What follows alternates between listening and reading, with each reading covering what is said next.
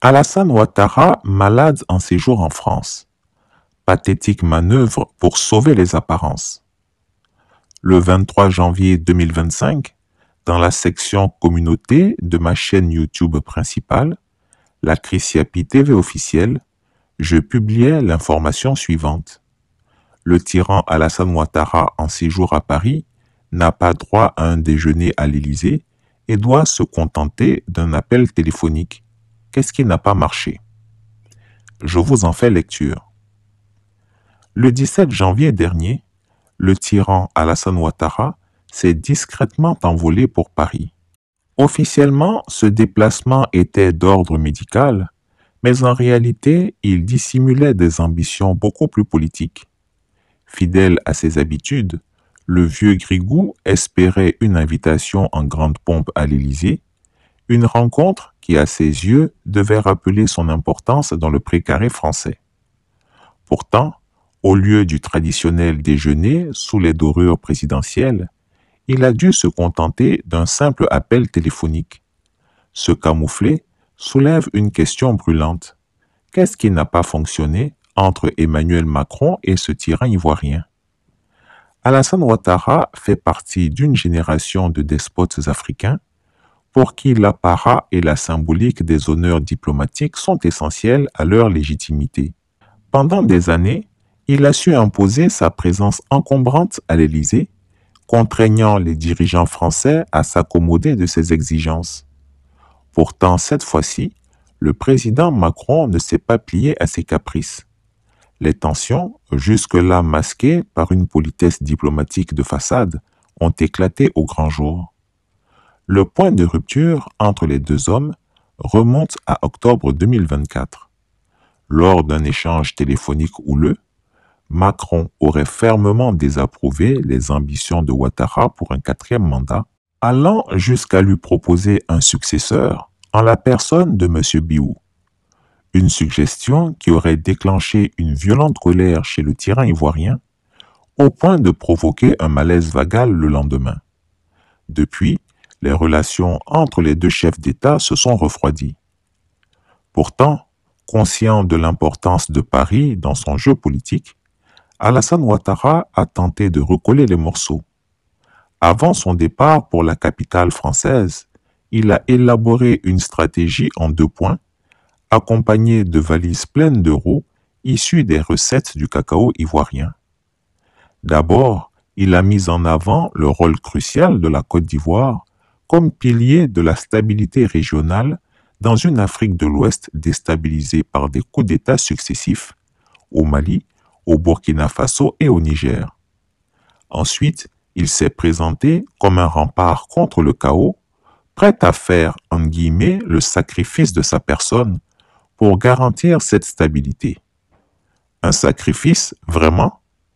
Lui qui ambitionne un 4e, voire un 5e mandat, prétendant détester le pouvoir alors même qu'il semble incapable de s'en détacher. Le refus d'Emmanuel Macron d'organiser une rencontre officielle en dit long sur l'état des relations franco-ivoiriennes. L'appel téléphonique, bien que cordial, ne saurait masquer le désintérêt croissant de la France pour un tyran dont la longévité au pouvoir devient embarrassante.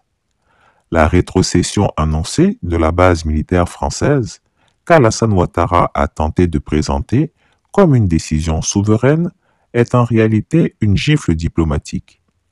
De plus, les récentes déclarations du gouvernement ivoirien visant à minimiser les propos polémiques d'Emmanuel Macron sur la reconnaissance des interventions militaires françaises en Afrique traduisent un malaise profond.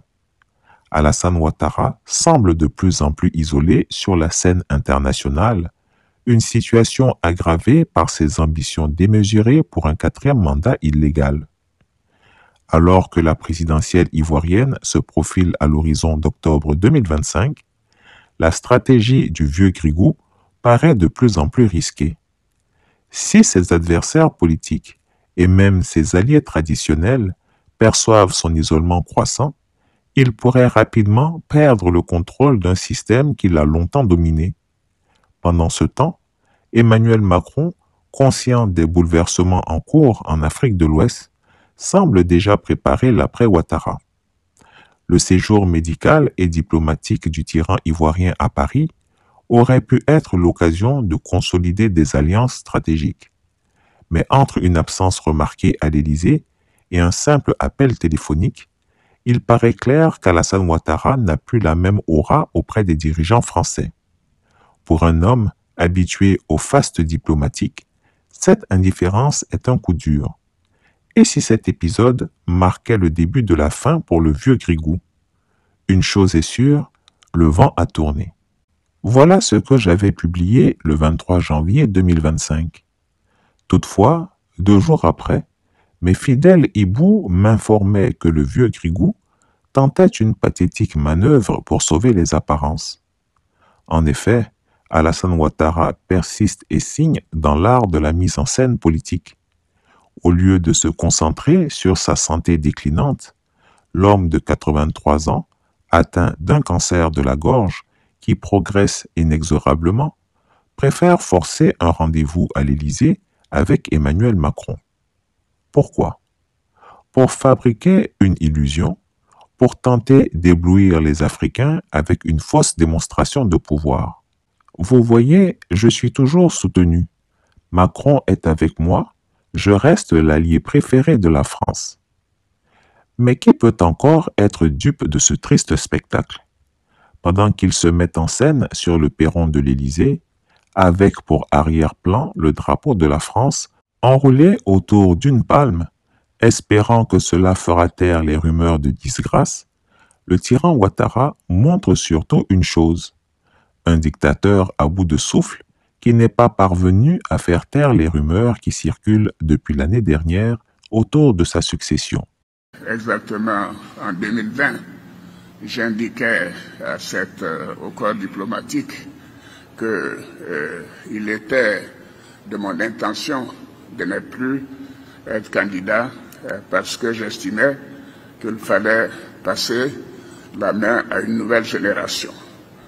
Aujourd'hui, je peux vous dire que j'ai bien fait d'accepter la proposition de mon parti. À la date d'aujourd'hui, je n'ai pas encore pris de décision, mais je peux aussi vous rassurer que je suis en pleine santé et désireux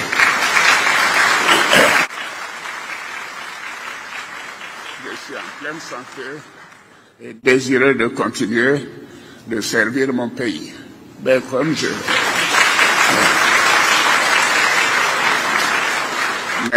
l'ai également dit, mon parti dispose d'au moins une demi-douzaine de candidats qui sont dans cette salle.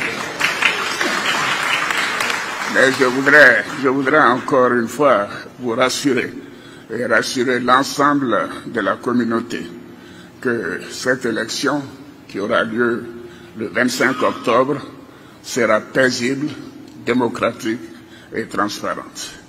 Que cette propagande du message qu'il brigue un 4e mandat soit forcément interprétée par certains comme le signe d'une instabilité inévitable en Côte d'Ivoire, elle ne trompe plus personne. Que révèle cette obsession pour la validation extérieure, sinon une incapacité à se concentrer sur l'essentiel? Au lieu de prendre soin de lui et de se retirer dignement, le despote ivoirien s'accroche désespérément au pouvoir et à l'illusion d'un soutien international.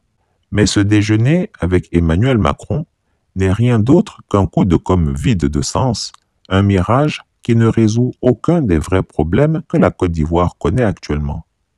En ce qui concerne le président français, lui-même affaibli et contesté en France, que peut-il vraiment offrir au vieux Grigou?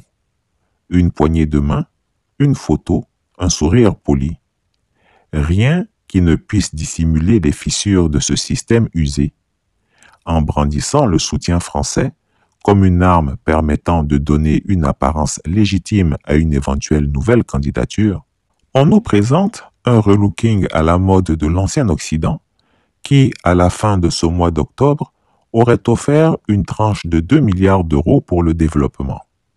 Alassane Ouattara peut bien forcer les rendez-vous et afficher une proximité avec Macron, Mais cela n'effacera pas les critiques croissantes, ni la lassitude de son peuple face à son obstination pour un 4e mandat illégal. Ce déjeuner est une tentative désespérée de maintenir un semblant de prestige, mais il illustre surtout la déconnexion d'un homme qui refuse de reconnaître la fin de son règne. Cette pièce de théâtre ne trompe plus personne. Chris Yapi ne ment pas. Retrouvez Chris Yapi sur ses 2 chaînes YouTube, sa chaîne Rumble, ses comptes TikTok, X, Instagram, VK et Threads.